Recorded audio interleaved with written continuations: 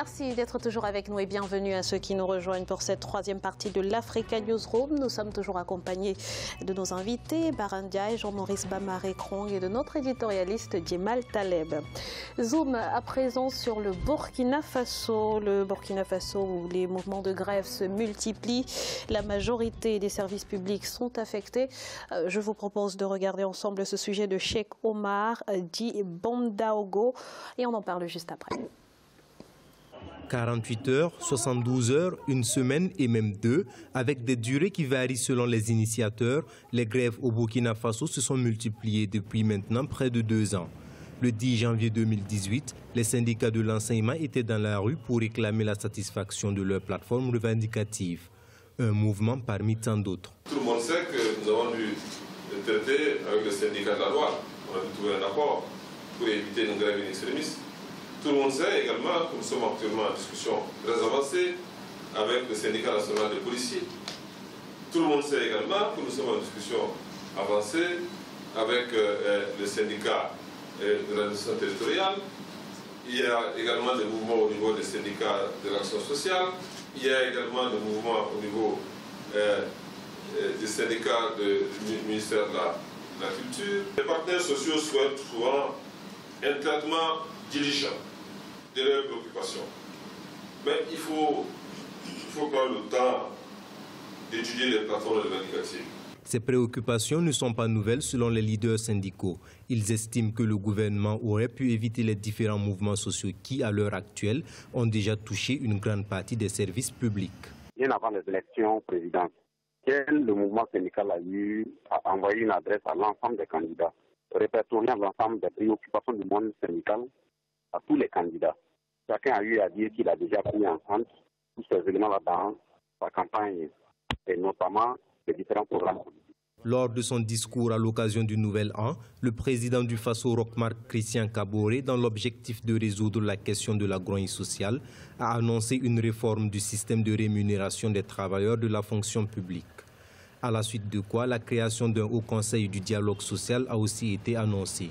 Mais ce dernier est très critiqué par les syndicats qui y voient une institution de trop. Alors, messieurs, voilà 2 ans que ce malaise social se fait sentir au Burkina Faso. 2 ans après, on en est encore au stade des discussions. Comment l'expliquer, M. Ndiaye? Aujourd'hui, de mon point de vue, c'est assez simple. C'est-à-dire que, pour moi, le président Kaboré et son Premier ministre, M. Tcheba, ne jouissent pas d'une forte notoriété au sein de la population. Déjà, la réputation et la notoriété du cher président Kaboré a été impactée lors de la visite de M. Macron. Ça ne règle pas les choses non plus, parce que les Africains, notamment les jeunes burkinabés, attendaient une forte réaction, en tout cas, en montrant beaucoup de personnalité à ce niveau et en montrant beaucoup de respect à son homologue qu'il avait rendu visite et qu'il a humilié devant toute l'Afrique, de mon point de vue.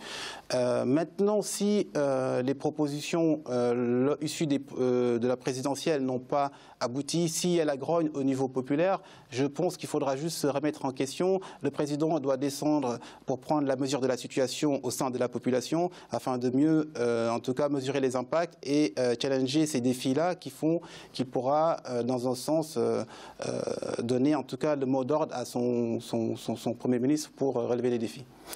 Bon, je pense que le problème de Burkina Faso, c'est surprenant parce que c'était un des pays où on pensait que la stabilité politique, sociale, syndicale, etc. est répandue. Et on se rend compte que pour juste un moment donné, on cherche absolument à mettre... Parce que qu'est-ce qui se passe depuis l'éjection du président Blaise Compaoré, et c'est à partir de ce moment-là que tout s'ébranle. Parce qu'aujourd'hui, au point de vue économique, que les Burkinabés ont des difficultés. Au point de vue social, ils ont également des difficultés. Et là, Burkina, où on organise chaque année le FESPACO, pardon. Et donc, ce qui fait que là, aujourd'hui, le tourisme risque également d'en prendre un coup. Et on risque d'avoir des problèmes de fond. Parce que les Burkinabés, ils avaient cette stabilité qui était quand même meilleure. Ils avaient, c'est-à-dire la frontière avec le Mali, où il y a une stabilité aujourd'hui qui s'installe. Aujourd'hui, le Burkina ne va pas quand même s'enflammer, parce que le risque est là. Le risque, c'est que si la population population se met à tout casser ou à manifester en permanence, ça n'aboutira pas. Au Tchad, nous, on a 3 jours de grève et le 4e jour, c'est le syndicat qui paye. Et bien, à partir de là, les gens ont compris. C'est vrai. Alors, on n'en est pas là pour l'instant. Hein. Ce mouvement de grève concerne principalement, pour l'instant, au Burkina Faso, le secteur de l'enseignement. Djemal, quel regard portez-vous sur cette grogne sociale au Burkina Faso? Mais elle était prévisible. Les hommes intègres sont aussi parfois des hommes mécontents. Et là, en l'occurrence, ils ont toutes les raisons d'être mécontents. Pourquoi dites-vous qu'elle était prévisible? Mais parce que dans tout pays où on vit une situation post-révolutionnaire, où l'environnement n'est pas agréable, où le terrorisme est présent, et malheureusement on n'a pas les réponses comme il faut, quand il faut, aussi rapidement, on peut prévoir une explosion sociale parce que la situation économique ne suit pas. Je suis d'accord avec monsieur quand il dit c'est bien la démocratie, c'est très bien l'économie. Et donc l'équation vie démocratique ne veut pas dire nécessairement l'équation vie économique. Exactement. On peut manger la démocratie, ça ne suffit pas. Il va falloir qu'on invente autre chose. En plus de la démocratie, je n'ai pas dit une seule seconde que la démocratie n'est pas bien. Elle est excellente, évidemment. Mais elle ne suffit pas pour régler les problèmes économiques. Et le Burkina Faso le vit à son corps défendant. Ce pays n'a pas des ressources naturelles considérables. Il est enclavé, il vit beaucoup de ses relations avec la Côte d'Ivoire qui ne sont pas très très bonnes. Il vit aussi de la stabilité de la région, il vit d'un petit tourisme dont il avait besoin, et puis des cours mondiaux, du coton et de l'or. Tout ça n'est pas ouvert en ce moment.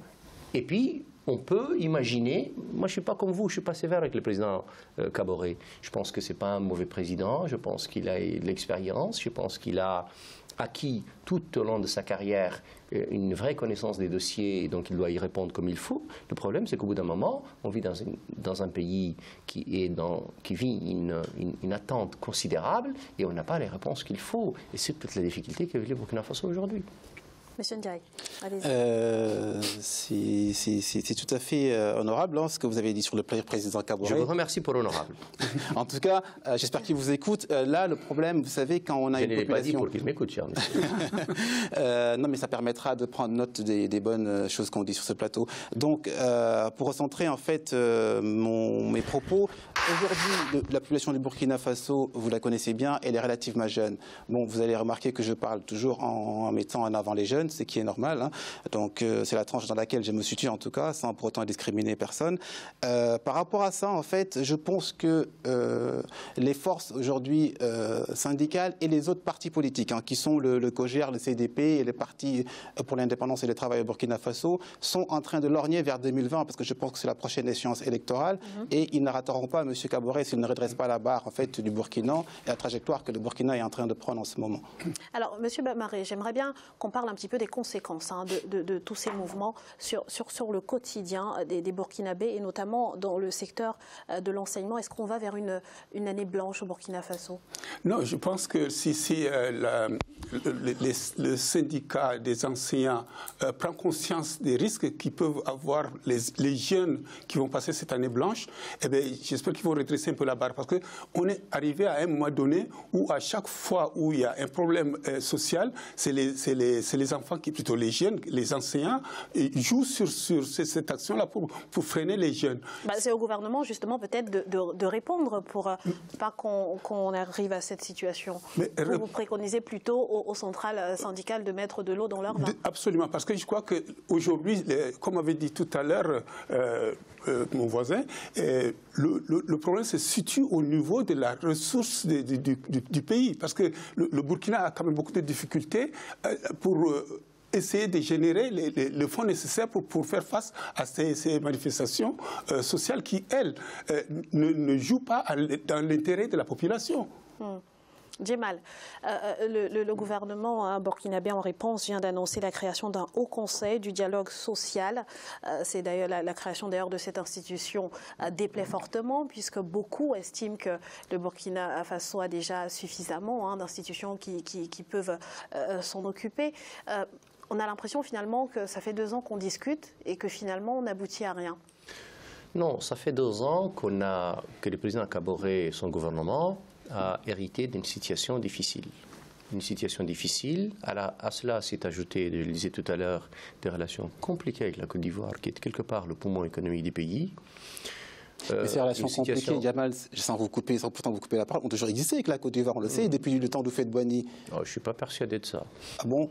Non, mais il y a 4 millions de Burkinabés en Côte d'Ivoire. Exactement, on le sait bien. Je ne suis absolument pas convaincu que ça, et que pendant toute la présidence de Blaise Compaoré, c'était même une ligne de miel absolue. Enfin, ce n'est pas le problème.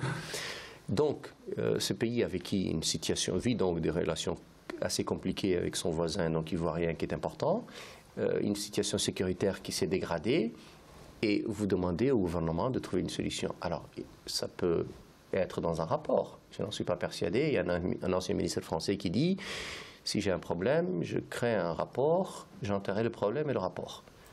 Je ne suis pas persuadé que les Ivoiriens, les Burkinabés vont tellement attendre ça. L'attente est énorme, l'impatience est importante, la situation économique est aiguë.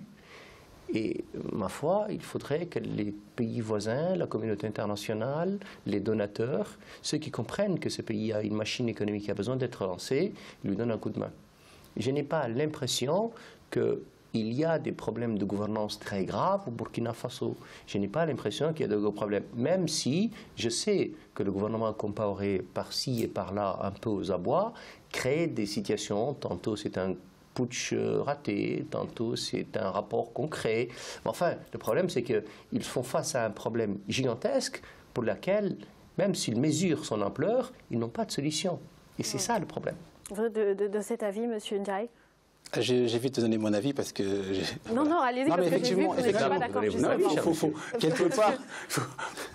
Quelque part, j'aimerais bien revenir là-dessus parce que historiquement, on sait bien qu'il y avait des divergences pas tout à fait exactes, mais en tout cas, elles existaient par rapport à la population burkinabé et certains Ivoiriens. Du coup, même M. Ouattara, avant qu'il soit élu, vous connaissez l'ancienne histoire par rapport à sa double nationalité où sa mère est ivoirienne, etc. L'ivoirité a été mise en exergue. C'est pas la faute du Burkina Faso. C'est pas la faute du Burkina Faso. Je soulève juste le problème qui a existé. Donc, c'est pas à nier. Aujourd'hui, les choses se sont tassées, ça s'est amélioré. Les pays sont fusionnels, l'économie converge en tout cas. Ils vont dans le même sens, et tant mieux.